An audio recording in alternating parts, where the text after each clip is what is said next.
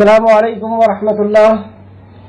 الحمد للہ ان الحمد للہ نحمده ونستعینه ونستغفره ونعوذ باللہ من شرور انفسنا ومن سیئات اعمالنا من يهده الله فلا مضل له ومن يضلل الله فلا هادي له واشهد ان لا اله الا الله واشهد ان محمدا عبده ورسوله.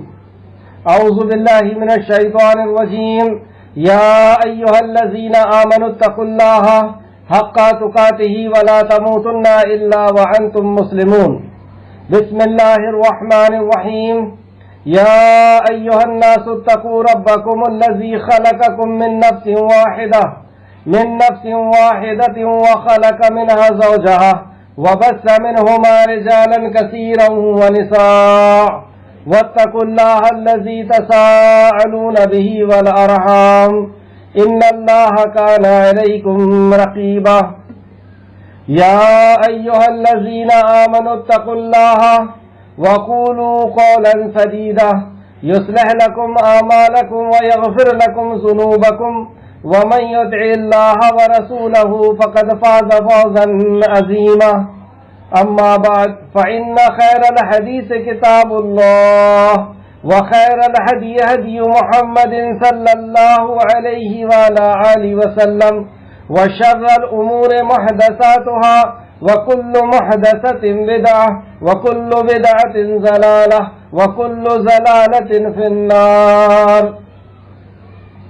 تمام تعریف حمد ثنا کبریائی بڑائی بزرگی اور مجد اس خالق کائنات کے لیے لائق اور زیبا ہے جو ساری کائنات کا ایک و تنہا خالق مالک مربی اور منتظم ہے. درود و سلام ہو انبیاء اکرام پر، خصوصاً نبی مکرم رحمت للعالمین امام الانبیاء محمد صلی اللہ علیہ وسلم پر. اس مختصر سے درود و سلام کے بعد معزز سامعین اکرام، پچھلی چند کلاسز میں انبیاء علیہ السلام کے واقعات گزرے جس کے ذریعے سے ہمیں وصیت اور نصیحت کی گئی اور حالات سے آگاہ کیا گیا اچھے اور بد لوگوں کی. وہ لوگ جنہوں نے انبیاء علیہ السلام کو پہچانا اور آپ کی اطاعت اور فرمانبرداری کی، توحید پر قائم رہے اور رسالت کو قبول کیا، وہ لوگ فلاح اور کامیابی اور کامرانی کو حاصل کیے. جن لوگوں نے انبیاء علیہ السلام کو پہچانا،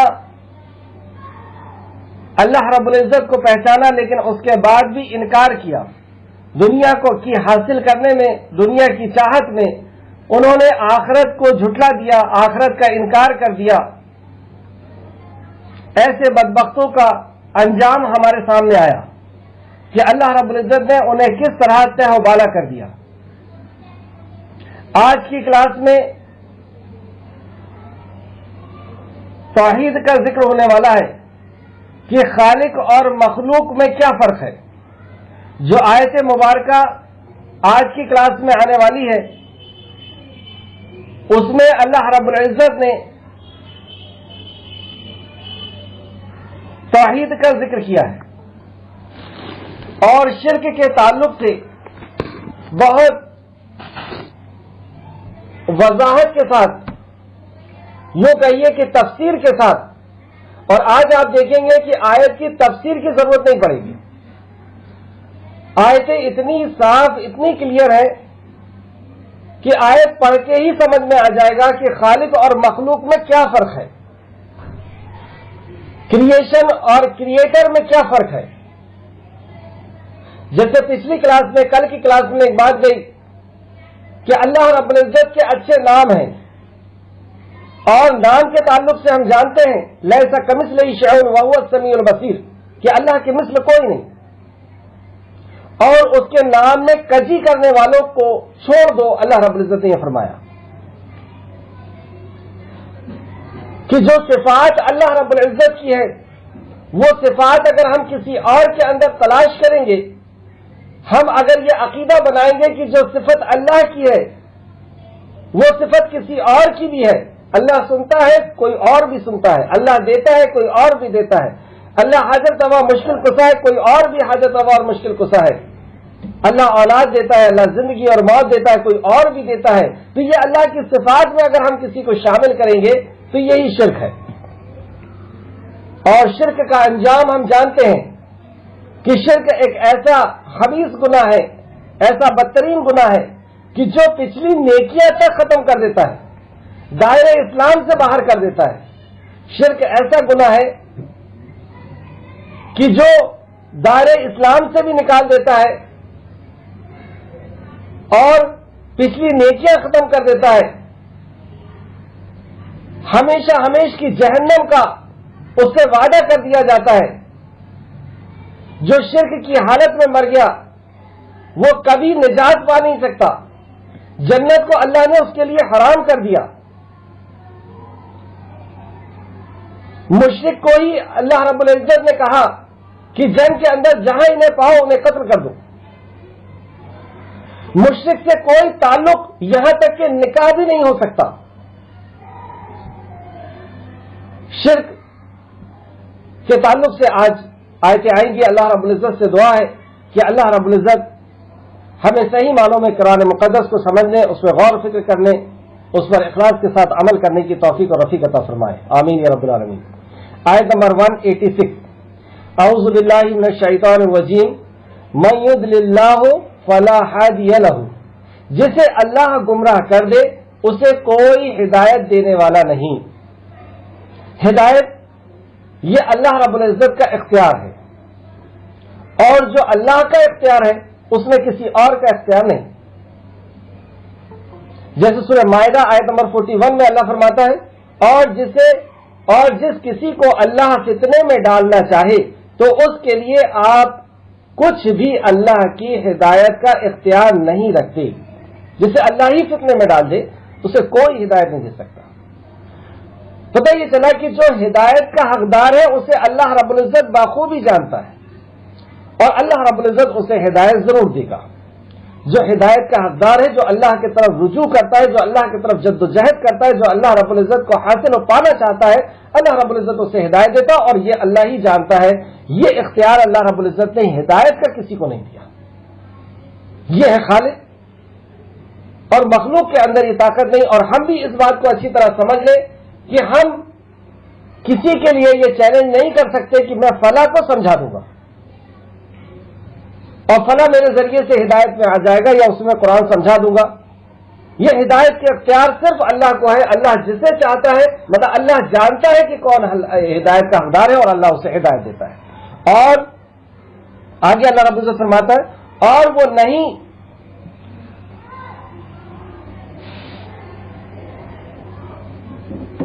اور وہ انہیں چھوڑ دیتا ہے کہ وہ اپنی سرکشی میں بھٹکتے پھریں۔ اور اللہ جسے ہدایت نہیں دیتا انہیں چھوڑ دیتا ہے، انہیں آزاد کر دیتا ہے کہ وہ اپنی سرکشی میں بھٹکتے پھریں۔ خوب اللہ رب العزت کی بغاوت اور سرکشی کرتے رہے جتنا وہ کر سکتے ہیں۔ پچھلی کلاس میں گئی وہ آیت کہ اللہ پھر انہیں بتدریج دھیرے دھیرے کر کے پھر پکڑ لیتا ہے۔ آیت نمبر 187، اے نبی کریم صلی اللہ علیہ وسلم، وہ لوگ آپ سے قیامت کے بارے میں سوال کرتے ہیں کہ اس کا واقع ہونا کا وقت کون سا ہے۔ یہ بھی اللہ کا اختیار ہے۔ یہ بھی صرف اللہ جانتا ہے کہ قیامت کب واقع ہوگی، اور لوگ آپ سے سوال کرتے ہیں کہ قیامت کا واقع ہونا کب ہے، کب واقع ہوگی۔ یہ سوال جیسے کفار مکہ طنزیہ انداز میں یہ سوال کیا کرتے تھے کہ تم ہمیں آخرت کے دن کے بارے میں ڈراتے ہو کہ اللہ حساب و کتاب لے گا، تو وہ دن کب آنے والا ہے؟ لیکن مومن بھی اس بات کو جاننا چاہتے ہیں کہ قیامت کب واقع ہوگی۔ تو اللہ رب العزت ان کے سوالوں کا جواب دیتے ہیں۔ وہ لوگ آپ سے قیامت کے بارے میں سوال کرتے ہیں، یعنی نبی کریم صلی اللہ علیہ وسلم سے سوال کرتے ہیں کہ اس کا واقع ہونے کا وقت کون سا ہے۔ کہہ دیجئے اس کا علم تو صرف میرے رب کے پاس ہے، وہ اسے اس کے وقت ہی کے پر ظاہر کرے گا۔ اس کا علم صرف اللہ کو ہے، یہ غیب ہے، اور غیب کا جاننے والا اللہ ہے، اس میں کسی کا دخل نہیں۔ وہ کب واقع ہوگی، اور جب وہ واقع ہونے کا وقت آ جائے گا تو اللہ اس کو واقع کر دے گا، اور وہ جب وہ واقع ہوگی تو کس انداز میں ہوگی۔ اللہ فرماتا ہے، وہ آسمان اور زمین کی بھاری حادثہ ہوگا، وہ آسمان اور زمین کا ایک بڑا حادثہ ہوگا۔ دوسری جگہ اللہ فرماتا ہے آسمان کو لپیٹ لیا جائے گا، تارے بے نور کر دیے جائیں گے، سورج اور چاند ملا دیا جائے گا، پہاڑ بادلوں کی شکل میں آ کر کے، بادلوں کے سطح پہ آ کر کے چلنے لگے گا، زمین دھنی ہوئی روئی کی طرح اڑنے لگے گی۔ مطلب پورا اسپیس کے اندر جتنی بھی فلکیات، جتنی بھی چیزیں ہیں، وہ آپس میں ٹکرا کر کے اور تہس نہس کر دی جائے گی۔ یہ ہے وہ قیامت، ایسا وہ بڑا حادثہ ہونے والا ہے جس کی اللہ رب العزت نے ہر انبیاء کے ذریعے سے خبر دی۔ ہر چیز کو پیدا اللہ نے کیا اور ایک عمر کے ساتھ کیا۔ یہ دنیا بھی ایک عمر کے ساتھ پیدا کی گئی ہے، جب اس کا وقت ہو جائے گا اللہ رب العزت اس کو ختم کر دے گا۔ وہ قیامت تمہارے پاس اچانک آ جائے گی، اللہ فرماتا ہے وہ قیامت تمہارے پاس اچانک آ جائے گی، مطلب پہلے سے کوئی خبر اس کی نہیں ہوگی۔ نبی مکرم فرماتے کہ حمام کا دھونے والا حمام دھو رہا ہوگا، دودھ دھونے والا دودھ دھو رہا ہوگا، چرواہا اپنے ریوڑ کو لے کر کے جا رہا ہوگا، تاجر اپنے سامان کو سجا رہا ہوگا، بزنس مین اپنے سامان کو سجا رہا ہوگا، اور تولنے والا اپنے ترازو کو اوپر نیچے کر رہا ہوگا، اور اچانک قیامت آ چکی گی۔ پتہ یہ چلا، اور اس طریقے سے اور بھی حدیث ہے، پتہ یہ چلا کہ اچانک قیامت آئے گی۔ لوگ اپنی روزمرہ کی زندگی میں لگے ہوئے ہوں گے، سب اپنے اپنے حساب سے کام کر رہے ہوں گے، اور اچانک اس دنیا کے خاتمے کا فیصلہ اللہ رب العزت فرما دے گا۔ اس کی خبر کسی کو نہیں، یہ غیب ہے اور غیب کا جاننے والا کوئی نہیں۔ وہ لوگ آپ سے سوال کرتے ہیں جیسے آپ اس کے وقت کی بخوبی واقف ہو، لوگ تو آپ سے ایسا سوال کریں جیسے آپ جانتے ہو قیامت کے بارے میں کہ کب آئے گی۔ کہہ دیجئے اس کا علم تو صرف اللہ کے پاس ہے، لیکن اکثر لوگ نہیں جانتے، اس کا علم صرف اللہ رب العزت کے پاس۔ جیسے وہ حدیث جبرائیل جو مشہور حدیث ہے، جس میں دین کے مراتب بتائے گئے ہیں، ادھیاتم کی اسٹیپ بتائی گئی ہے کہ پہلا مراتب، پہلے اسٹیپ اسلام ایمان کیا ہے، دوسرا اسلام کیا ہے، اور تیسرا اخلاص کیا ہے۔ جبریل امین نے پوچھا، اور پھر اس کے بعد آپ نے پوچھا کہ قیامت کب قائم ہوگی، تو نبی کریم صلی اللہ علیہ وسلم نے فرمایا، حدیث کا مفہوم میں بتا رہا ہوں، کہ پوچھنے والا اور جس سے پوچھا جا رہا ہے وہ اس کا علم نہیں رکھتے۔ جب میں اور آپ اس کا علم نہیں رکھتے، پھر آپ نے پوچھا اس کی نشانیاں کیا ہے، تو نبی کریم صلی اللہ علیہ وسلم نے چند نشانیاں بتائی۔ تو نشانیاں تو بہت سی پوری ہو گئی ہیں، بس بڑی بڑی نشانیاں باقی ہیں، لیکن اس کے بعد بھی قیامت کب قائم ہوگی اس کا علم صرف اور صرف اللہ کو۔ نشانیاں تو آ چکی، بہت سی نشانیاں آ چکی، چند نشانیاں باقی ہیں۔ بخاری شریف حدیث جبرائیل لکھ لیں، بخاری شریف حدیث نمبر 50، مسلم شریف حدیث نمبر 9۔ اور پھر اس کے بعد اس حدیث کو جب جبرائیل علیہ السلام نے پوچھا کہ قیامت کب قائم ہوگی، اس کے بعد نبی کریم صلی اللہ علیہ وسلم نے قرآن کی اس آیت سورہ لقمان آیت نمبر 34 کی تلاوت کی، ان اللہ عنده علم الساعۃ، کہ بے شک اللہ کے پاس قیامت کا علم ہے، اللہ کے علاوہ قیامت کا علم کوئی نہیں جانتا۔ تو یہاں تک 3 فرق بتائے گئے۔ پہلا کہ ہدایت کا اختیار اللہ کے پاس ہے، مخلوق کے پاس نہیں۔ دوسرا، قیامت کا علم صرف اللہ رب العزت جانتا ہے اور اللہ کے علاوہ کوئی اس کے بارے میں خبر نہیں رکھتا۔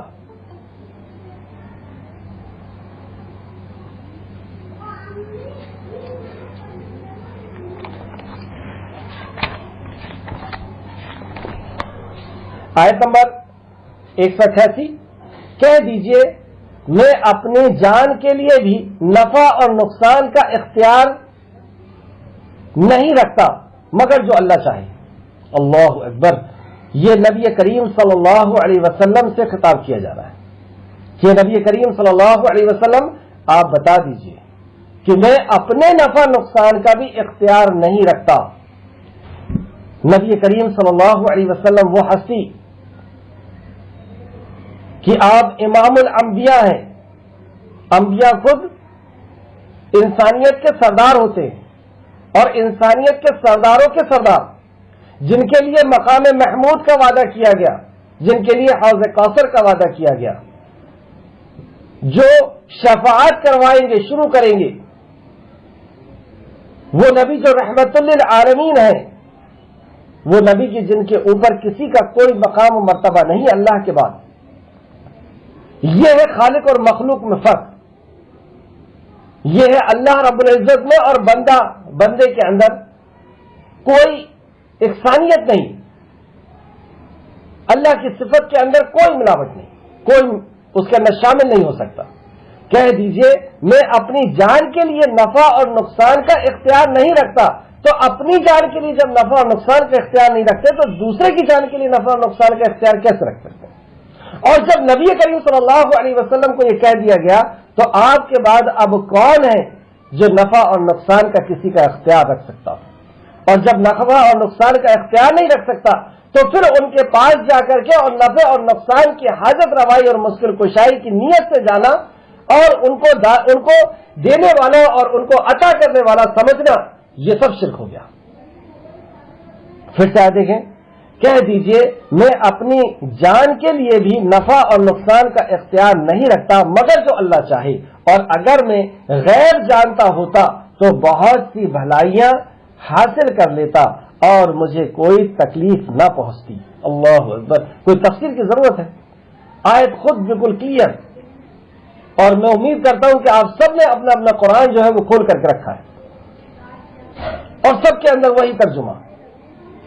لینگویج کا فرق ہو سکتا ہے کہ کسی نے انگلش کا لے کر کے بیٹھا، کسی نے کچھ اور لے کر کے بیٹھا، تو لینگویج کا، لیکن بات وہی ہے کہ اور اگر میں غیب جانتا ہوتا، یعنی میں غیب نہیں جانتا، جیسے اللہ نے دوسری جگہ فرمایا قُلْ لَا يَعْلَمُ مَنْ فِي السَّمَاوَاتِ وَالْأَرْضِ الْغَيْبَ إِلَّا اللَّهُ. زمین اور آسمان کے درمیان کوئی نہیں جانتا غیب کو الا اللہ، مگر اللہ رب العزت کے. اور اگر میں غیب جانتا ہوتا تو بہت سی بھلائیاں حاصل کر لیتا اور مجھے کوئی تکلیف نہ پہنچتی. تو یہاں تک دو باتیں بتائی گئی کہ میں کسی چیز کا اختیار نہیں رکھتا اور میں غیب بھی نہیں جانتا. میں اب نبی مکرم اپنا مقام اور مرتبہ بتا رہے ہیں. میں تو ڈرانے والا ہوں اور خوشخبری سنانے والا ہوں ان لوگوں کو جو ایمان لاتے ہیں. یہ ہے نبی مکرم کا مقام کہ آپ نبی اور رسول ہیں. اِنَّ أَنَا إِلَّا نَذِيرٌ وَبَشِيرٌ لِقَوْمٍ يُؤْمِنُونَ. دوسری جگہ فرمایا وَشَاهِدًا وَمُبَشِّرًا وَنَذِيرًا، کہ ہم نے آپ کو شاہد اور مبشر بنا کر کے بھیجا گیا ہے، نذیر بنا کر کے بھیجا گیا ہے، خوشخبری سنانے والا، ڈر سنانے والا. یہ ہے نبی مکرم کا مقام کہ اللہ رب العزت کی طرف سے آپ کے اوپر وحی آتی ہے اور آپ لوگوں تک پیغام کو پہنچانے والے ہیں. آیت نمبر 189. اور اللہ ہی تو ہے جس نے تمہیں ایک جان آدم سے پیدا کیا اور اس سے اس کا جوڑا بنایا تاکہ وہ اس سے سکون حاصل کرے. وہ اللہ ہے جس نے تمہیں پیدا کیا. کوئی اور تھا کہ جس نے پیدا کیا؟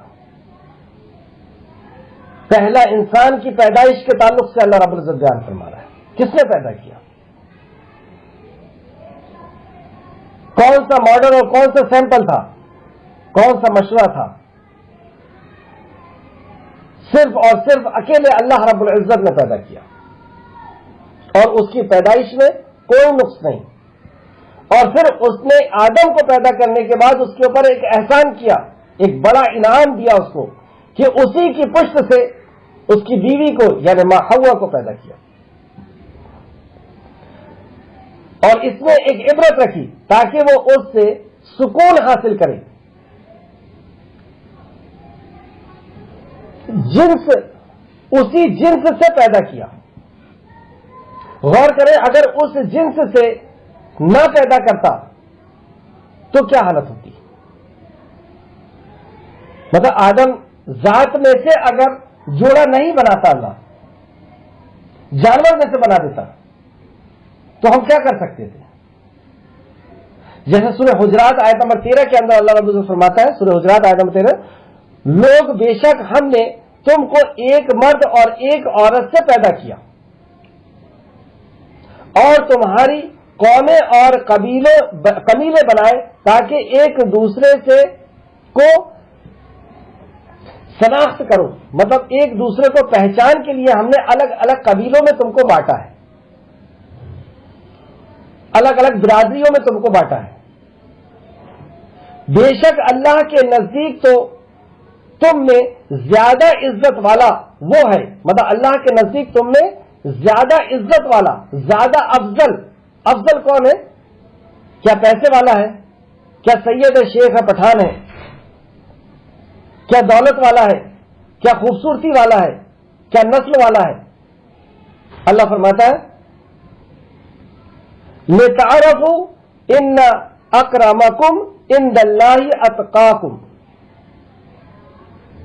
بے شک اللہ کے نزدیک تم میں زیادہ عزت والا وہ ہے جو زیادہ پرہیزگار ہے، جو اللہ سے زیادہ ڈرنے والا ہے۔ اتقاکم، جو تم میں زیادہ اللہ رب العزت سے ڈرنے والا ہے وہ تم میں زیادہ بہتر ہے۔ دوسری جگہ سورہ روم کی آیت نمبر 21 کے اندر اللہ فرماتا ہے اور اس کی نشانیاں میں سے ہے کہ اس نے تمہارے لیے تمہارے ہی جنس میں عورتیں پیدا کی۔ یہ اس کی نشانی ہے، یہ اس کی پہچان ہے کہ تمہارے ہی جنس میں سے تمہارے لیے عورتیں پیدا کی۔ غور کریں، اگر جنس میں سے پیدا نہیں کرتا تو کیا کر لیتے ہیں؟ کیا تم تاکہ تم ان سے آرام حاصل کرو، سکون حاصل کرو، اور تمہارے درمیان محبت اور مہربانی پیدا کر دی، اور میاں بیوی کے درمیان محبت اور مہربانی پیدا کر دی۔ اس لیے آپ دیکھیں گے کہ جو جادو کرتے ہیں وہ جادو بھی میاں اور بیوی کے بیچ میں کرتے ہیں، کیونکہ اللہ رب العزت نے ان کے اندر محبت اور الفت ڈالی ہے، اور وہ اسی کو ختم کر کے اور معاشرے کے اندر ایک برائی کو شروع کرنا چاہتے ہیں۔ بہرحال تو یہاں پہ اللہ رب العزت نے آدم کی پیدائش کے بارے میں، انسان کی پیدائش کے بارے میں اور اس کی شریک حیات کی پیدائش کے بارے میں بتایا اور کہا کہ یہ تمہارے لیے سکون ہے۔ پھر جب اس کے مرد نے بیوی سے صحبت کی تو اسے ہلکا سا حمل ہو گیا، تو وہ اسے لیے پھرتے رہی، پھر وہ اسے لیے ہوئے چلتے رہی۔ پھر جب وہ بوجھ ہو گئی، مطلب پھر وہ حمل جب بڑا ہو گیا، بوجھ ہو گئی، تو ان دونوں نے اپنے رب اللہ سے دعا کی کہ اگر تو نے ہمیں تندرست بچہ دیا تو ہم ضرور شکر گزاروں میں سے ہو جائیں گے۔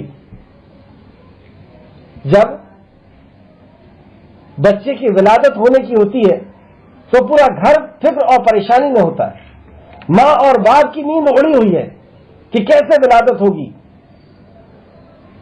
تو تندرست ہو پائے گا بچہ، نہیں ہو پائے گا، اس وقت ڈاکٹر مل پائیں گے نہیں مل پائیں گے، فکر اور پریشانی کے عالم میں ہے، نیندیں اڑی ہوئی ہے، اور اس وقت صرف اللہ یاد آتا ہے کہ اللہ اسے تو تندرست پیدا کر دے، ہمیں اولاد سے نواز دے، ہم تیرے شکر گزار ہو جائیں گے۔ اب اللہ اصل بات بیان فرماتا ہے، چنانچہ جب اللہ نے انہیں تندرست بچہ دیا تو انہوں نے اس بچے میں جو اللہ نے انہیں دیا تھا اس کا شریک ٹھہراتے ہیں، اس کے علاوہ کسی اور کا دیا ہوا ٹھہراتے ہیں۔ اللہ تعالیٰ اس سے بہت اونچا ہے جو وہ شرک کرتے ہیں۔ اب اللہ نے جب عطا کیا تو اس عطا کو وہ کسی اور کا نام دینے لگے کہ فلاں کی دین ہے، فلاں جگہ جا کر کے میں نے ڈیگ چڑھایا تھا، چادر تھی اور فلاں تھا، اس سے مجھے ملا ہے، ان کی نگاہ کرم ہے، ان کی دین ہے۔ تو اللہ رب العزت نے اس بات کو سمجھانے کے لیے پورا اوپر سے بات لے کر کے آیا کہ آدم کو ہم نے اس طریقے سے پیدا کیا اور اس سے اس کی بیوی پیدا کیا، اور اس طریقے سے جنریشن سسٹم، اولاد لوگوں کے بڑھنے کا سسٹم شروع کیا، اور جب اولاد ہونے والی ہوتی ہے تو تم وہاں پہ یہی عقیدہ رکھتے ہو کہ اس کو تندرست پیدا کرنے کی طاقت اللہ رب العزت کی ہے، اور جب اللہ رب العزت اسے پیدا کرتا ہے تو تم دوسروں کی طرف اس کو منسوب کر دیتے ہو۔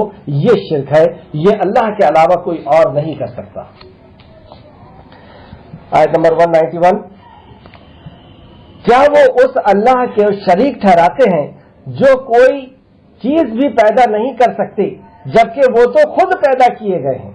اللہ اکبر، آج سے 1450 سال پہلے اتنا بڑا چیلنج اللہ رب العزت کر رہا ہے، اور قیامت تک اس کو کوئی پورا نہیں کر سکتا کہ تم اللہ کے علاوہ جس کو حاجت روا اور مشکل کشا سمجھتے ہو۔ کچھ لوگ سائنس کو سب کچھ سمجھتے ہیں کہ یہی سب کچھ کرنے والا، ان سب کو اللہ رب العزت نے جس کی عبادت کی جائے گی قیامت تک، ان سب کو، اور جب یہ آیتیں پڑھی جا رہی ہیں تو ہمارے ذہن میں وہ نقشہ ہونا چاہیے کہ کن کے سامنے شروع میں ان آیتوں کو نازل کیا گیا اور پڑھا گیا۔ وہاں پر یہودی تھے، نصرانی تھے، اور مشرکین مکہ تھے۔ کون سے مذہب کے ماننے والے تھے؟ مکہ کے اندر کے لوگ۔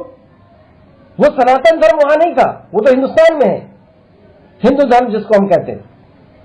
وہاں تو ابراہیم علیہ السلام کے ماننے والے، اسماعیل علیہ السلام کے ماننے والے تھے، یعنی جو نبی کے ماننے والے ہوتے ہیں ان کو مسلم کہتے ہیں۔ وہ نماز، روزہ، حج، زکات کرنے والے تھے، وہ خانہ کعبہ کا طواف کرنے والے تھے، وہ اللہ کے رب ہونے پر یقین رکھنے والے تھے۔ اللہ رب العزت نے سوال کروایا نبی کریم صلی اللہ علیہ وسلم سے کہ نبی ان سے پوچھئے کہ زمین و آسمان کا بنانے والا کون ہے؟ تمہیں زندگی اور موت کا دینے والا کون ہے؟ بارش کا برسانے والا کون ہے؟ زمین میں سے تمہارے لیے رزق نکالنے والا کون ہے؟ تمہاری تقدیر کا مالک کون ہے؟ اے نبی مکرم، یہ فوراً کہیں گے اللہ۔ تو یہ کفار مکہ اللہ کو تو مانتے تھے، لیکن یہ پھر کفار یا مشرک کیوں ہو گئے؟ کیونکہ انہوں نے اللہ کا جو حق ہے وہ اللہ کی مخلوق کو دے دیا تھا، یعنی چند انسانوں کو دے دیا تھا۔ کون سے انسان تھے وہ بہت افضل انسان تھے۔ خانہ کعبہ کے اندر جو بت تھے وہ کن کے بت تھے؟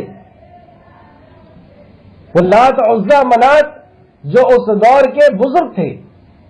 ابراہیم علیہ السلام کا اسکیچ بھی تھا اس کے اندر، موسیٰ علیہ السلام کا عصا بھی تھا، یعنی انبیاء کے تبرکات بھی تھے، ان کی استعمال کی ہوئی چیزیں بھی تھی۔ آج بھی اگر کوئی عیسیٰ علیہ السلام گرجا گھر میں جاتا ہے اور ان سے فریاد کرتا ہے کہ آپ ہمارا یہ کام کروا دیجئے، تو ہم کیا کہتے ہیں؟ اس کو کافر کہتے ہیں، مشرک ہے وہ، اللہ کو بھی مانتا ہے اور عیسیٰ علیہ السلام کو بھی حاجت روا اور مشکل کشا سمجھتا ہے۔ تو یہی کچھ تھا عرب کے اندر کہ انبیاء اور نبیوں کو اور ان کے نیکوکار لوگوں کو انہوں نے اپنا اللہ رب العزت کا حق دے دیا تھا۔ اللہ کی جو صفات ہے وہ صفات ان کے اندر وہ شمار کرتے تھے۔ اب اس بات کو ذہن میں رکھ کر کے ان آیتوں کا مطالعہ کریں۔ کیا وہ ان کو اللہ کا شریک ٹھہراتے ہیں جو کوئی چیز بھی پیدا نہیں کر سکتے، جبکہ وہ تو خود پیدا کیے گئے ہیں؟ تم جس کی بھی عبادت کرتے ہو، آج سائنس کو سب کچھ سمجھا جا رہا ہے، یہ پورا سائنس مل کر کے ایک گھاس کا تن کا نہیں بنا سکتا، ایک ریت کا ایک دانہ نہیں بنا سکتا۔ اور اللہ رب العزت نے فرمایا کہ تم ان سب کو بلا لو، اور بیضا یعنی مکھی کو نہیں بنا سکتے تم، جو بہت حقیر مخلوق دیکھی جاتی ہے، اس کو بھی تم نہیں بنا سکتے۔ اور وہ مخلوق بنانا، مکھی بنانا تو بہت دور کی بات ہے، وہ تمہارے سامنے سے، جن کو تم حاجت روا اور مشکل کو سمجھتے ہو، ان کے سامنے سے اگر ان کا کوئی پرشاد یا ان کے اوپر چڑھاوا اگر چڑھایا ہوا ہے اور وہ اس کو لے کر کے اڑے، تو یہ اس سے واپس لینے کی بھی طاقت نہیں رکھتے۔ یہ کوئی چیز نہیں بنا سکتے اللہ رب العزت نے چلے، آج تک دیکھ لیں آپ کی کوئی چیز کوئی نہیں بنا سکتا۔ کیا وہ ان کو اللہ کا شریک ٹھہراتے ہیں؟ ان کو، یہ ان میں سب آ گئے، اللہ کے علاوہ سب آ گئے کہ ان کو اللہ کا شریک ٹھہراتے ہیں جو کوئی چیز بھی پیدا نہیں کرتے، جبکہ وہ تو خود پیدا کیے گئے ہیں۔ اب دنیا میں آپ دیکھ لیجئے کون سی ایسی چیز ہے جسے اللہ نے پیدا نہیں کیا؟ ہر چیز اللہ رب العزت نے پیدا کیا۔ اور وہ ان مشرکوں کو اور وہ ان کی مدد کرنے کی طاقت نہیں رکھتے۔ آیت نمبر 192، اور وہ ان کی مدد کرنے کی طاقت نہیں رکھتے۔ اور کلیئر اور اس سے کھلی ہوئی بات کیا ہو سکتی ہے کہ اللہ رب العزت خود بیان فرما رہا ہے کہ وہ ان کی مدد کرنے کی طاقت نہیں رکھتے، کسی بھی قسم کی کوئی مدد نہیں۔ اور نہ اپنی مدد ہی کر سکتے ہیں. اللہ اکبر. اور وہ خود بھی اپنی مدد کے لیے محتاج ہیں. ساری مخلوق اس کی محتاج. یہ ہے خالق اور مخلوق کا فرق کہ نہ وہ کسی کی مدد کر سکتی نہ خود اپنی مدد کر سکتی. ہر کوئی اللہ رب العزت کا محتاج ہے. اور اگر تم انہیں ہدایت کی طرف بلاؤ تو وہ تمہاری پیروی نہیں کریں گے. تمہارے لیے برابر ہے کہ تم انہیں ہدایت کی طرف بلاؤ یا خاموش رہو. مطلب یہ مشرکین آپ کی بات نہیں مانے. یہ مشرک کو بے شک وہ لوگ جنہیں تم اللہ کے سوا پکارتے ہو. مطلب مشرکوں سے اللہ خطاب کر رہا ہے کہ مشرکوں بے شک وہ لوگ جنہیں تم اللہ کے سوا پکارتے ہو وہ تمہیں جیسے بندے ہیں. وہ بھی اللہ رب العزت کے بندے ہیں. وہ بھی اللہ کی مخلوق ہے. کون ہے؟ کس کے لیے بات ہو رہی ہے؟ مکہ کا آپ وہ ذہن اپنے سامنے رکھے کہ کفار مکہ نے خانہ کعبہ کے اندر کن کو رکھا ہوا ہے. سیدھا ان سے خطاب ہے اے مشرکو بے شک وہ لوگ جنہیں تم اللہ کے سوا پکارتے ہو وہ تم جیسے ہی بشر ہیں. تم جیسے ہی بندے ہیں. چاہو جب تم ان کو پکارو تو انہیں تمہاری پکار کا جواب دینا چاہیے اگر تم سچے ہو. اور اس سے کھلی اور واضح بات اور کیا ہو سکتی ہے؟ کوئی تفسیر کی ضرورت نہیں کہ اگر تم جن کو پکار رہے ہو اگر تم سچے ہو تو وہ تمہارے سوال کا جواب دینا چاہیے. تمہاری بات کا جواب دینا چاہیے. تم ان کو پکارو تو تمہاری پکار پر حاضر ہونا چاہیے. تمہاری مشکل کشائی اور حاجت روائی کرنا چاہیے. کیا تمہیں کبھی ایسا ہوا ہے کہ تم نے ان کو سوال کیا اور اس نے تمہیں جواب دیا؟ اللہ اکبر. آیت نمبر 195. اے نبی مشرکین سے پوچھئے کیا ان کے معبودوں کی ایسے پاؤں ہیں کہ وہ ان سے چل سکیں. اے نبی مکرم ان مشرکوں سے پوچھئے کہ کیا ان کے پاؤں ہیں جس سے وہ چلتے ہیں کہ وہ چل سکے آ سکے تمہارے پاس تمہاری فریاد کو سن سکے تمہاری پریشانی کو دور کر سکتے ہیں. کیا چل کر کے آ سکتے ہیں؟ اللہ اللہ. کیا ان کے ایسے ہاتھ ہیں کہ وہ ان سے پکڑ سکے؟ کیا وہ پکڑ پاتے ہیں؟ کیا ان کی ایسی آنکھیں ہیں کہ وہ اس سے دیکھ سکے؟ اسی انداز میں ابراہیم علیہ السلام نے بھی اپنے والد کو سمجھایا تھا کہ ابا جان آپ اس کی عبادت کرتے ہیں جس کو خود آپ اپنے ہاتھ سے تراشتے ہیں, جو نہ دیکھتا ہے, نہ سنتا ہے, نہ بولتا ہے, نہ چلتا ہے. یہاں پر ان کے معبودوں کو اس طریقے سے اللہ اکبر اتنے کلیئر. کیا ان کے ایسی آنکھ ہے کہ وہ ان سے دیکھ سکے؟ کیا ان کے ایسے کان ہیں کہ وہ اس سے سن سکیں؟ وہ تمہاری بات یہ کون کہہ رہا ہے؟ یہ اللہ رب العزت اپنے کلام کے اندر بالکل واضح انداز میں بیان فرما رہا ہے کہ نہ ان کے پیر ہیں, نہ ان کے ہاتھ ہیں, نہ ان کے کان ہیں کہ وہ سن سکے, نہ آنکھیں ہیں کہ دیکھ سکیں. کہہ دیجئے تم اپنے شریکوں کو بلاؤ, پھر تم میری خلاف تدبیر کرو, پھر مجھے مہلت نہ دو. اللہ اکبر. یہ دوسری اسٹیپ. پہلی اسٹیپ یہ تھی کہ تم ان کو سارے دلائل کے ساتھ انہیں سمجھاؤ, اگر وہ نہیں سمجھتے تو اب انہیں دھمکی دو کہ تم جن کو حاجت روا اور مشکل کشا سمجھتے ہو, تم جن کو زندگی کا بنانے والا اور بگاڑنے والا, تقدیر کا بنانے والا اور بگاڑنے والا سمجھتے ہو, تم جن کے ہاتھ میں زندگی اور موت کو سمجھتے ہو, تم جن کے ہاتھ میں عزت اور ذلت کو سمجھتے ہو, بلا لو ان سب کو اور وہ سب مل کر کے میرا کچھ بگاڑ دیں. اور بگاڑ سکتے ہیں تو بگاڑ دیں, لیکن اللہ کے علاوہ میرا کوئی کچھ نہیں بگاڑ سکتا. یہ چیز, یہ انداز جو دوسرے لیول کا انداز ہے, یہ مشرک کو ہلا دیتا ہے.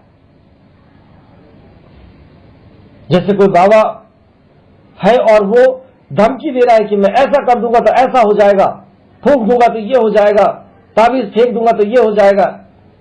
آپ ان سب اور اس قسم کے جو بھی اپنے آپ کو قادر سمجھتے ہیں کچھ کرنے کا,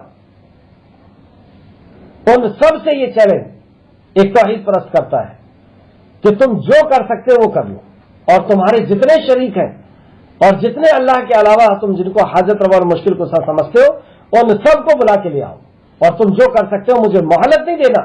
اچانک مجھ پہ دعویٰ بول دو اور کر سکتے ہو تو کر لو, تم کچھ نہیں کر سکتے. اور تیسری اسٹیپ جو ابراہیم خلیل نے کیا تھا جو مدینہ کے اندر کچھ صحابہ نے کیا تھا کہ اب جو ان کے معبود باطل معبود ہیں، جھوٹے معبود جن کو انہوں نے حاجت رفع المشکل کو سمجھا ہے، اب اسے توڑ پھوڑ دیے کہ دیکھو یہ اپنی بھی بچاؤ نہیں کر سکتی۔ ابراہیم خلیل نے، ابراہیم علیہ السلام نے ان بتوں کو توڑ پھوڑ کر دیا، کچھ صحابوں نے مدینہ کے بتوں کو توڑ پھوڑ دیا، اور جب اسے توڑ دیا تو دیکھنے والوں کو اس بات کے ذریعے سے ہدایت ملی کہ جو اپنی مدد نہیں کر سکتا، جو ٹوٹ پھوٹ کر کے اور کوڑے اور کرکٹ کے اندر پڑا ہوا ہے،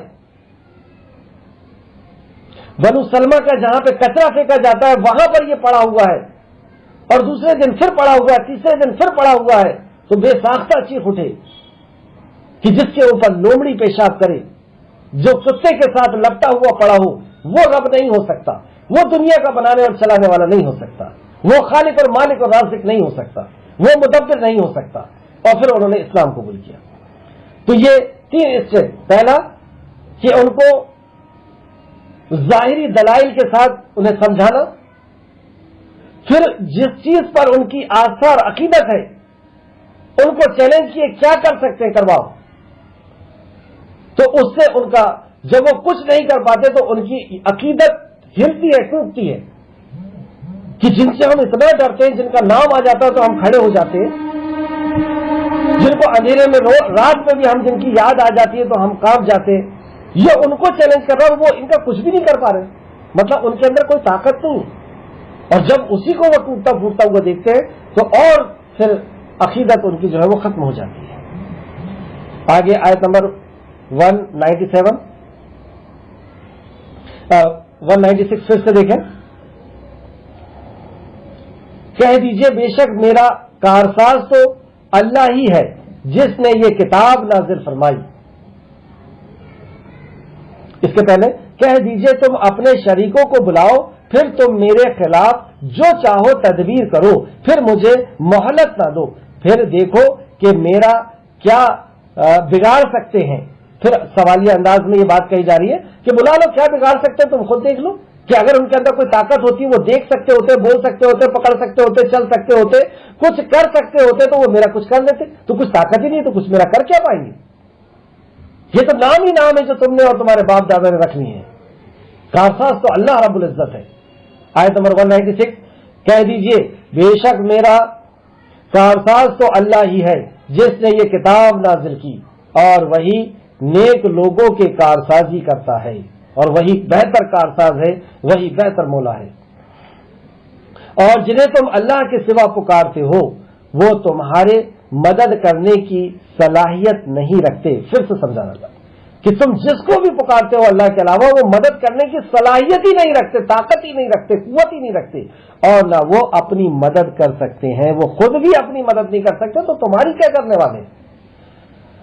آیت نمبر 198 اور اگر تم انہیں ہدایت کی طرف بلاؤ تو وہ سن نہ پائیں گے، اور اے نبی کریم صلی اللہ علیہ وسلم انہیں دیکھتے ہیں کہ آپ انہیں دیکھتے ہیں کہ بظاہر وہ آپ کے طرف دیکھ رہے ہیں، حالانکہ وہ تو نہیں دیکھتے۔ جیسے کوئی تصویر ہوتی ہے، ہمیں ایسا لگتا ہے کہ وہ اپنی آنکھ سے ہمیں دیکھ رہا ہے، کوئی بت ہے اور اس کے اندر آنکھ بنی ہوئی ہے تو ہمیں ایسا لگتا ہے کہ وہ دیکھ رہا ہے، لیکن اللہ رب العزت فرما رہا ہے کہ تمہیں ایسا لگتا ہے کہ وہ تمہیں دیکھ رہا ہے، لیکن وہ حقیقت میں وہ دیکھ ہی نہیں سکتے، اور واقعی وہ کیسے دیکھ سکتے ہیں؟ کیا ان کے اندر جان ہے؟ کیا ان کے اندر روح ہے؟ آج کی کلاس کی آخر آیت، آخر 2 آیت، آیت نمبر 199 آپ ان سے درگزر کیجیے اور انہیں نیک کام کا حکم دیجیے اور جاہلوں سے کنارہ کیجیے۔ 3 حکم اس آیت کے اندر دیے گئے۔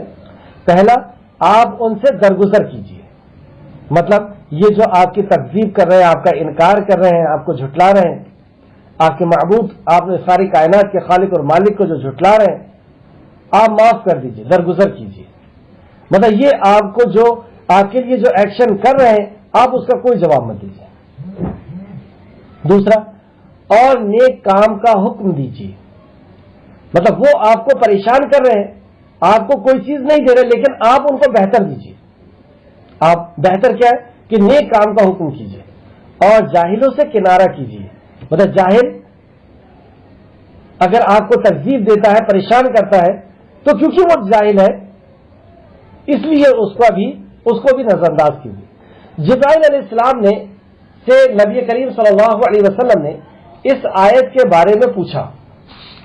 جب یہ آیت نازل ہوئی کہ نبی کریم صلی اللہ علیہ وسلم آپ ان سے درگزر کیجئے اور نیک کام کا حکم دیجئے اور جاہلوں سے نہ ہو جائیے، تو نبی کریم صلی اللہ علیہ وسلم جبریل امین سے پوچھتے ہیں، جبرائیل علیہ السلام سے پوچھتے ہیں کہ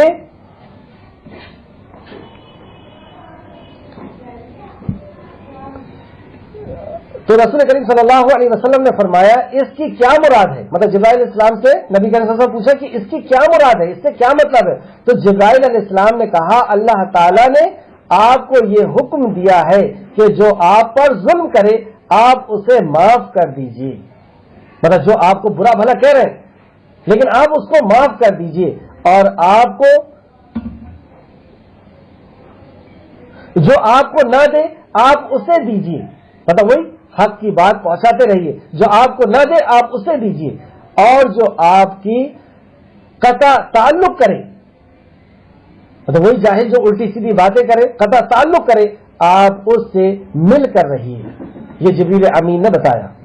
پھر سے دیکھیں آیت نمبر 199 سے حضرت جبرائیل علیہ السلام نے اس آیت سے کیا مراد بتائی ہے. مطلب نبی صلی اللہ علیہ وسلم نے جب پوچھا کہ اس سے جبرائیل کیا مراد ہے تو جبرائیل علیہ السلام نے کہا کہ اللہ تعالیٰ نے آپ کو یہ حکم دیا ہے کہ جو آپ پر ظلم کرے آپ اسے معاف کر دیں، جو آپ کو نہ دے آپ اسے دیں اور جو آپ سے قطع تعلق کرے آپ اس سے مل کر رہیں. تفسیر الطبری جلد نمبر 4 صفحہ نمبر 207. تفسیر ابن ابو حاتم جلد نمبر 5 صفحہ نمبر 1638 جلد نمبر 5. تفسیر ابن کثیر جلد نمبر 2 صفحہ نمبر 742.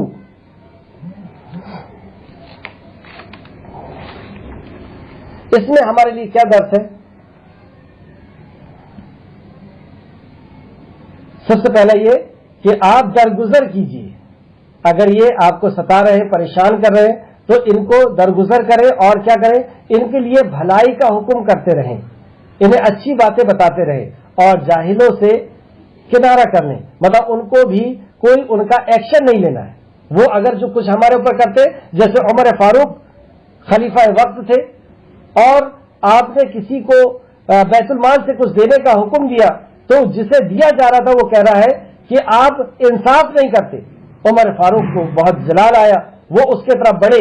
ایک صحابی نے اس آیت کو پڑھا اور کہا کہ اے عمر فاروق یہ شخص تو جاہل ہے اور جاہلوں کو تو درگزر کرنے کا اللہ رب العزت نے کہا ہے کہ اس سے کنارہ کر لیجئے. بس عمر فاروق رک گئے اور واقعی عمر قرآن پر رک جانے والوں میں سے تھے.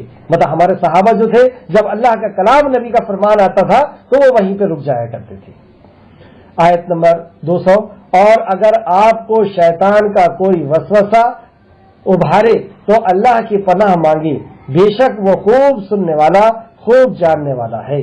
یہاں پر اللہ رب العزت نے اپنے محبوب کو سمجھایا، بتایا اور ساری کائنات کے لوگوں کو اور قیامت تک آنے والے لوگوں کو کہ جب بھی شیطان تمہیں وسوسہ کرے تو اللہ رب العزت کی پناہ میں آؤ.